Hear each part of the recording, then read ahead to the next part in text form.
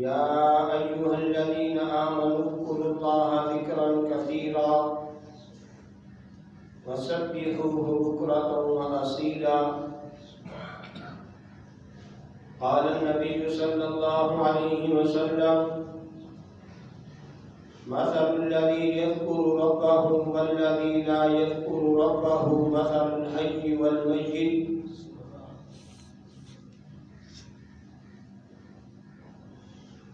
أو كما قال عليه الصلاة والسلام: صدق الله وصدق رسوله النبي الكريم ونحن على ذلك لمن الشاهدين والشاكرين والحمد لله رب العالمين. بلغ العلا بكماله كشف الدجى بجماله حسنت جميع خصاله صلوا عليه وآله. اللهم صل على محمد وعلى آل محمد كما صليت على إبراهيم وعلى آل إبراهيم إنك حميد مجيد. اللهم بارك على محمد وعلى آل محمد كما باركت على إبراهيم وعلى آل إبراهيم إنك حميد مجيد. میرے واجب الاحترام قابل صد احترام بھائیوں، دوستوں اور بزرگوں، قرآن مجید فرقان حمید میں سے ایک آیت مبارکہ اور شان والے نبی، عظمت والے نبی صلی اللہ علیہ وسلم کے مبارک فرامین میں سے ایک حدیث مبارکہ تلاوت کی ہے۔ دعا کیجیے کہ رب العالمین حق سچ کہنے کی توفیق نصیب فرمائے اور فریقین کو اللہ عمل کی سعادت نصیب فرمائے۔ میرے دوستو، جو آیت مبارکہ تلاوت کی، اس آیت مبارکہ کے اندر میرے اللہ نے ایمان والوں کو مخاطب کیا ہے۔ فرمایا: یا ایھا الذین آمنو، اے وہ لوگوں جو ایمان لے آئے ہو اللہ پر، اللہ کی وحدانیت پر ایمان لے آئے ہو، اللہ کی ربوبیت پر ایمان لے آئے ہو، اللہ کی کبریائی پر ایمان لے آئے ہو، اللہ کی ذات پر ایمان لے آئے ہو، اللہ کی صفات پر ایمان لے آئے ہو، اور اسی طرح آقا دو جہاں صلی اللہ علیہ وسلم کی نبوت و رسالت پر ایمان لے آئے ہو، آقا صلی اللہ علیہ وسلم کی ختم نبوت پر ایمان لے آئے ہو۔ اذکروا اللہ ذکرا کثیرا، اے ایمان والو، جب پہلا کام کر لیا کہ اللہ کی ربوبیت کا بھی اعلان کر دیا، اللہ کی وحدانیت کا بھی اعلان کر دیا، آقا دو جہاں صلی اللہ علیہ وسلم کی ختم نبوت کا، آقا دو جہاں صلی اللہ علیہ وسلم کی رسالت کا اقرار کر دیا، تو اب ایمان والو ایک اور کام بھی کرو۔ اذکروا اللہ ذکرا کثیرا، اللہ کو کثرت سے یاد کرو، اللہ کو کثرت سے یاد کرو۔ وَسَبِّحُوهُ بُكْرَةً وَأَصِيلًا، اللہ کی تسبیح بیان کرو، بکرا صبح کے وقت، اصیلا رات کے وقت، شام کے وقت، یعنی صبح و شام اپنے لیے اللہ کی تسبیح کو لازم قرار دے دو۔ تو میرے دوستو، اس آیت مبارکہ کے اندر ذرا غور کیجیے اور اپنے جسم پر بھی غور کیجیے کہ انسان کی زندگی کو، انسان کے جسم کو اللہ نے دو چیزوں کا مجموعہ بنایا ہے، ایک جسم ہے، ایک روح ہے۔ جسم نظر آتا ہے، روح نظر نہیں آتی۔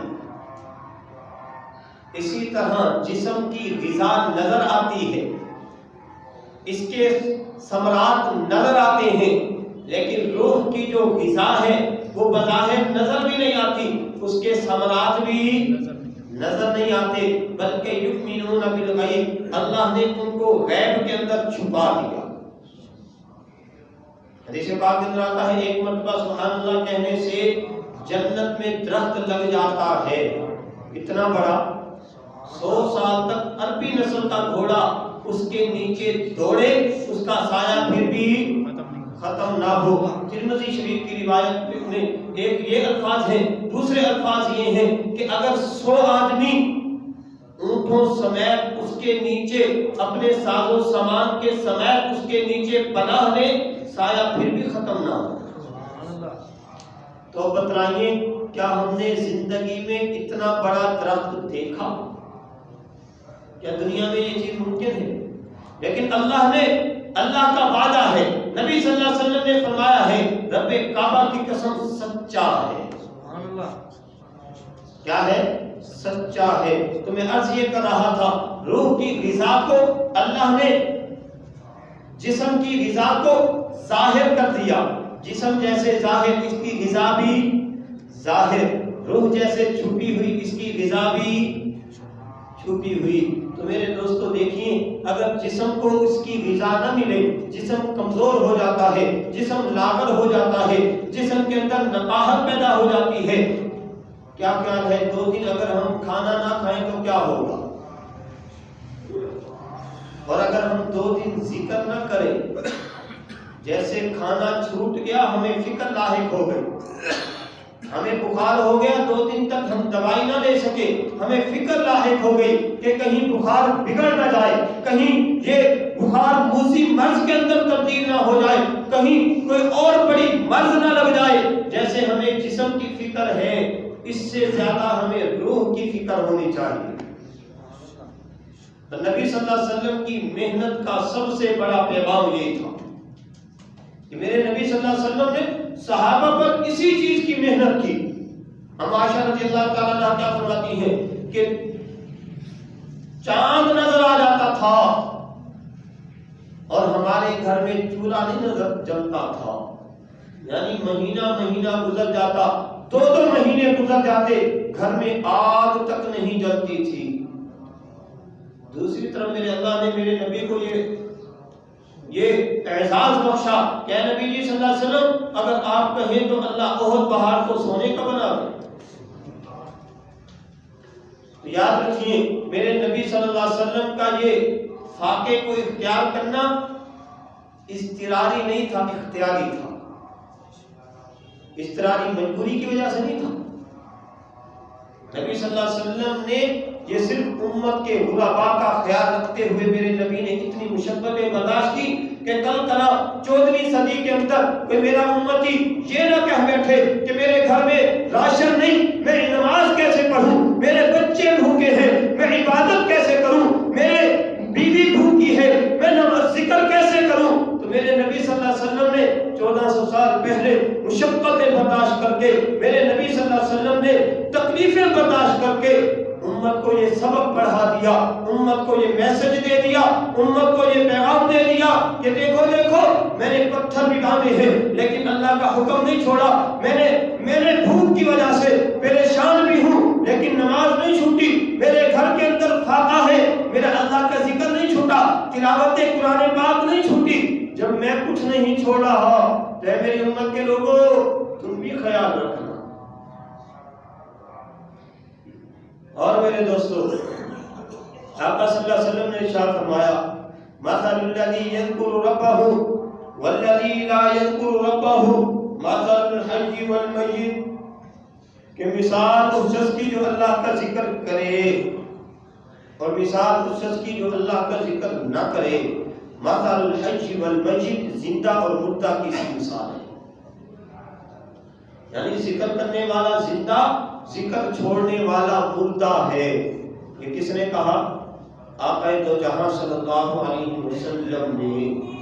اب میرے دوستو، میں بھی سوچوں، آپ بھی سوچیں، ہم سب مل کر جائزہ لیں، میں بھی غور و فکر کروں، آپ بھی غور و فکر کر لیجیے، میں بھی اپنی زندگی پر غور کروں، آپ بھی اپنی زندگی پر غور کیجیے کہ آقا دو جہاں صلی اللہ علیہ وسلم کے فرمان کے مطابق میں اور آپ کہاں کھڑے ہیں، زندوں کی فہرست میں یا مردوں کی فہرست میں؟ آج اللہ نے موقع دیا ہے، آج اللہ نے چانس دیا ہے، تو میرے دوستو اس موقع سے ہم نے فائدہ اٹھانا ہے۔ اور جیسے میں نے پہلے عرض کیا کہ جسم کو اگر جسم کی غذا نہ ملے، ناشتہ نہ ملے، دوپہر کا کھانا نہ ملے، رات کا کھانا نہ ملے تو جسم کیا ہو جاتا ہے؟ کمزور ہو جاتا ہے، جسم لاغر ہو جاتا ہے۔ اسی طرح روح کو روح کی غذا نہ ملے، روح بھی کمزور ہو جاتی ہے، روح کے اندر بھی کمزوری آ جاتی ہے، نقاہت آ جاتی ہے۔ تو اب دیکھنا یہ ہے کہ ہماری روح کس سطح پر کھڑی ہے۔ اور میرے دوستو، اللہ نے یہ زندگی دی ہے، اللہ نے نعمتیں دی ہیں، اور یہ زندگی اور یہ نعمتیں مختصر وقت کے لیے ہیں، ہمیشہ کے لیے نہیں ہیں۔ ہمیشہ اگرچہ خواہش ہوتی ہے، ہر آدمی چاہتا ہے کہ میں ہمیشہ تندرست رہوں، بیماری کوئی نہ لگے، میں ہمیشہ جوان رہوں، بڑھاپا نہ آئے، میری ہر خواہش پوری ہو جائے اور مجھے موت نہ آئے۔ یہ چار بنیادی خواہشیں ہر ایک کو ہیں، مجھے بھی ہیں، آپ کو بھی ہیں۔ ہم میں سے ہر ایک چاہتا ہے کہ جوانی ہمیشہ رہے، بیماری نہ لگے، ہر خواہش پوری ہو جائے اور موت نہ آئے۔ لیکن کیا خیال ہے، دنیا کے اندر کوئی ایسا انسان ہے جس کی یہ چاروں خواہشیں پوری ہو جائیں؟ کیا آپ نے دیکھا کوئی جوان ہو جس پر بڑھاپا نہ آیا ہو؟ کوئی ایسا صحت مند ہو جس کے اوپر بیماری نہ آئی ہو؟ کوئی ایسا شخص ہو جس کی ساری خواہشیں پوری ہو گئی ہو؟ کوئی نہ کوئی خواہش، کوئی نہ کوئی خواہش۔ جیسے حدیث پاک کے اندر آتا ہے، آقا دو جہاں صلی اللہ علیہ وسلم نے ارشاد فرمایا کہ ابن آدم کی دو خواہشیں کبھی پوری نہیں ہوتی، ایک علم کی خواہش، ایک دنیا کی خواہش۔ اگر علم کی خواہش لگ جائے تو انسان کو کوشش ہوتی ہے کہ اور آگے بڑھ جاؤں، اور آگے بڑھ جاؤں۔ اور اگر دنیا کی خواہش، آقا صلی اللہ علیہ وسلم نے ارشاد فرمایا اگر سونے کی ایک وادی مل جائے خواہش کرے گا دوسری بھی مل جائے، اگر دو مل جائے کہے گا تیسری مل جائے۔ تو میرے دوستو، دنیا کی یہ خواہشیں تو پوری نہیں ہوں گی، لیکن اللہ یہ جنت میں چاروں خواہشیں اعلیٰ درجے پر پوری کرے گا۔ اللہ جوانی دیں گے ہمیشہ ہمیشہ کے لیے، 33 سالہ جوانی ملے گی اور اس پر کبھی زوال نہیں آئے گا، کبھی بڑھاپا نہیں آئے گا، اور اللہ صحت ایسی دیں گے کبھی بیماری نہیں آئے گی۔ اور دنیا میں یہ بھی خواہش ہوتی ہے نا کہ ہر خواہش پوری ہو جائے، اللہ وہ بھی نصیب فرما دیں گے، وَلَكُمْ فِيهَا مَا تَشْتَهِي أَنفُسُكُمْ، جو ہمارا دل چاہے گا اللہ نصیب کر دیں گے۔ اور موت کبھی نہ آئے، اللہ کا یہ وعدہ ہے کہ جنت میں موت نہیں آئے گی۔ اللہ ہمیشہ ہمیشہ کے لیے یہ چاروں خواہشیں اعلیٰ درجے پر پوری کریں گے۔ تو میرے دوستو، میں یوں عرض کرنا چاہوں گا کہ خواہشات پوری کرنے کے لیے اللہ نے جنت بنائی ہے، خواہشات پوری کرنے کے لیے اللہ نے جنت بنائی ہے۔ دنیا تو اللہ نے الدنیا مزرعۃ الآخرہ، دنیا تو اللہ نے آخرت کی تیاری کے لیے دی۔ آقا جہاں صلی اللہ علیہ وسلم نے کیا ارشاد فرمایا، ذکر کرنے والا اور ذکر نہ کرنے والا یہ زندہ اور مردہ کی مثال ہے۔ تو میرے دوستو، اللہ نے موقع دیا ہے، اللہ نے چانس دیا ہے، اللہ نے زندگی دی ہے، اللہ نے مہلت دی ہے۔ میں اور آپ اس مہلت سے فائدہ اٹھا لیں، میں اور آپ اس چانس سے فائدہ اٹھا لیں۔ آج اللہ نے موقع دیا ہے، آج ہی سے تہیا کریں، آج ہی سے۔ پچھلی زندگی پر ندامت کے آنسو، آئندہ کی زندگی اللہ کے حکموں والی، نبی صلی اللہ علیہ وسلم کے طریقوں والی اور اللہ کے ذکر والی۔ فَاذْكُرُونِي أَذْكُرْكُمْ، میرے اللہ فرماتے ہیں میرے بندے تو مجھے یاد کر میں تجھے یاد کروں گا، تو میرا ذکر کر میں تیرا ذکر کروں گا، تو میرے تذکرے کر میں تیرے تذکرے کروں گا، تو میرے چرچے کر میں تیرے چرچے کروں گا۔ اور اے ابن آدم، تو میرا ذکر کرے گا دنیا کے انسانوں کے سامنے، میں تیرا ان سے بہتر یعنی فرشتوں کے سامنے تیرا ذکر کروں گا۔ اور ایک حدیث قدسی ہے، آقا جو جہاں صلی اللہ علیہ وسلم نے ارشاد فرمایا، حدیث قدسی کس کو کہتے ہیں؟ وحی کی دو قسمیں ہیں، وحی مطلوب، وحی غیر مطلوب، یعنی وحی اللہ نے دو طرح کی نازل کی. ایک وحی وہ جس کی تلاوت کا حکم دیا گیا جو قرآن مجید کا حصہ بنا، دوسری وہ وحی جو قرآن مجید کا حصہ نہیں بنا لیکن وہ تھی تو وحی، اس کو حدیث قدسی کا نام دیا گیا. میرے اللہ تعالیٰ فرماتے ہیں، آقا تو جہاں صلی اللہ علیہ وسلم نے ارشاد فرمایا کہ اللہ فرماتے ہیں جب کوئی بندہ میری طرف ایک بارش آتا ہے، اب اسرے کے جانسوں ایک گیٹ ہم دے تو رب العالمین فرماتے ہیں میں اس کی طرف ایک ہاتھ آتا ہوں، اور جو میری طرف ایک ہاتھ آتا ہے میں اس کی طرف چل کر آتا ہوں، اور جو میری طرف چل کر آتا ہے میں اس کی طرف دوڑ کر آتا ہوں اور اس کو اپنی رحمت کی آغوش میں ڈھانپ لیتا ہوں. پھر ایک وقت آتا ہے میں اپنے بندے کے کان بن جاتا ہوں، میں اپنے بندے کی آنکھیں بن جاتا ہوں، میں اپنے بندے کی زبان بن جاتا ہوں، میں اپنے بندے کے ہاتھ بن جاتا ہوں، میں اپنے بندے کے پاؤں بن جاتا ہوں. اب کیا مطلب ہے؟ مطلب اس کا بالکل واضح ہے کہ جب بندہ اللہ کی طرف ایک فرشتہ آیا، اللہ اس کی طرف ایک ہاتھ آ گئے، بندہ اللہ کی طرف چل کر آیا، اللہ اس کی طرف دوڑ کر آ گئے، اس کو اپنی رحمت کے آغوش میں لے لیا. اب اللہ بندے کی آنکھ بن گئے. کیا مطلب؟ کہ بندے کا دیکھنا اللہ کی مرضی کے تابع ہو گیا، انسان کا سننا اللہ کی مرضی کے تابع ہو گیا، انسان کا بولنا اللہ کی مرضی کے تابع ہو گیا، انسان کا پکڑنا اللہ کی مرضی کے تابع ہو گیا، انسان کا چلنا اللہ کی مرضی کے تابع ہو گیا. تو میرے دوستو، ہم یہ چیز حاصل کر سکتے ہیں، کر سکتے ہیں نہیں حاصل کر سکتے، اللہ کا قرب حاصل کر سکتے ہیں لیکن تھوڑی سی محنت کے بعد.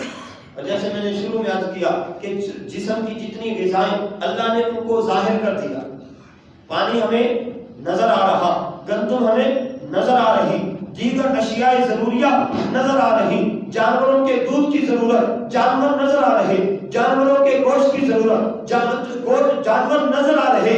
اور یؤمنون بالغیب، وہ چیزیں جو روح کی غذا ہے، ایک نماز کے بدلے میں 27 نمازوں کا ثواب، ایک نماز کے بدلے میں 25 المضاعف کا ثواب. المضاعف کیا مطلب؟ کہ 25 کو 25 مرتبہ ضرب دے دیا، یہ 3 کروڑ سے بھی زیادہ ثواب اجر و ثواب بنتا ہے. اگر ایک نماز کے چھوڑنے کی سزا 2 کروڑ 88 لاکھ سال ہے تو ایک نماز پڑھنے کا انعام بھی تو اسی حساب سے ہونا چاہیے نا. تو اللہ تو وعدہ فرما رہے لیکن نظر نہیں آ رہا، نظر نہیں آ رہا. اسی وجہ سے ہماری مسجدیں خالی، تجارت میں نفع ہوتا ہوا نظر آ رہا، اسی لیے ہمارے بازار آباد. تو آقا دو جہاں صلی اللہ علیہ وسلم کی محنت کیا تھی؟ جو نظر آ رہا ہے وہ نظر کا دھوکہ ہے، اور جو نظر نہیں آ رہا وہ حقیقت ہے. سیدنا علی رضی اللہ تعالی عنہ کیا ارشاد فرماتے تھے کہ اللہ مغیبات کے سارے پردے ہٹا دے، سارے پردے، عذاب قبر بھی نظر آئے، منکر نکیر نظر آئے، مبشر بشیر نظر آئے، کرام کاتبین نظر آئے، حضرت جبرائیل و میکائیل و اسرافیل و اسرائیل سارے نظر آئے، اللہ کا عرش اٹھانے والے فرشتے نظر آئے، اللہ کا عرش نظر آئے، پہلے آسمان سے اوپر کے سارے نظام نظر آئے، جنت بھی نظر آئے، جہنم بھی نظر آئے، پل صراط بھی نظر آئے، عذاب قبر بھی نظر آئے، آخرت کی ساری منزلیں نظر آئے. فرمانے لگے علی کے ایمان کے اندر رائی کے ذرے کے برابر بھی اضافہ نہیں ہوگا. یہ محنت کی تھی ان حضرات نے، اور یہ محنت ہوگی کب؟ یہ نصیب کب ہوگی؟ جب میں اور آپ بھی بار بار تذکرہ کریں، جب میں اور آپ بار بار اس کو بولیں، بار بار اس چیز کو دہرائیں گے کہ جو نظر آ رہا وہ حقیقت نہیں، اس میں کامیابی نہیں، بلکہ کامیابی کس میں ہے؟ اللہ کے حکموں میں ہے، میرے نبی کے طریقوں میں ہے. مجھے نظر آئے یا نہ آئے، مجھے سمجھ آئے یا نہ آئے، لیکن میرے نبی نے بتایا ہے، بس حقیقت وہ ہی ہے. اذکرونی اذکرکم، اے میرے بندے تو مجھے یاد کر، میں تجھے یاد کروں گا. میرے دوستو کم از کم درجے میں کیا ہے؟ کم از کم درجہ کہ میں اور آپ روزانہ کے اعتبار سے تین تسبیحات، یعنی تیسرے کلمے کی تسبیح، درود پاک کی تسبیح، استغفار کی تسبیح، ایک تسبیح صبح، ایک تسبیح شام کو، یہ کم از کم درجہ ہے ذکر اللہ کا۔ یہ کتنا درجہ ہے؟ کم از کم درجہ ہے۔ میرے اللہ نے جو فرمایا ہے نا اذکر اللہ ذکرا کثیرا، کہ میرے بندے اللہ کو یاد کر، کثرت سے یاد کر، کثرت۔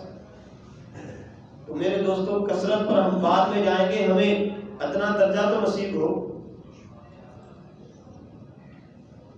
تو آج سے ہی تہیہ کریں، آج سے ہی نیت کریں، آج سے ہی عزم کریں کہ انشاءاللہ ثم انشاءاللہ آج سے ہم اللہ کا ذکر کثرت سے کریں۔ اور میرے دوستو نبی صلی اللہ علیہ وسلم پر درود پاک پڑھنا یہ میرے اور آپ کے نبی کا حق ہے، مجھ پر اور آپ پر، کہ آقا جو جہاں صلی اللہ علیہ وسلم نے میرے اور آپ کے لیے کتنی قربانیاں دی، کبھی ہم نے سوچا؟ کبھی تو ایسے 10 منٹ نکال کر تنہائی میں بیٹھ کر ذرا سوچیں کہ میرے اور آپ کے نبی صلی اللہ علیہ وسلم نے میرے اور آپ کے لیے کیا کیا، اور میں نے اور آپ نے اپنے نبی کے لیے، اپنے نبی کے دین کے لیے، اپنے نبی کی شریعت کے لیے، اپنے نبی کی سنت کے لیے، اپنے نبی کے لائے ہوئے طریقے کے لیے ہم نے کیا کیا؟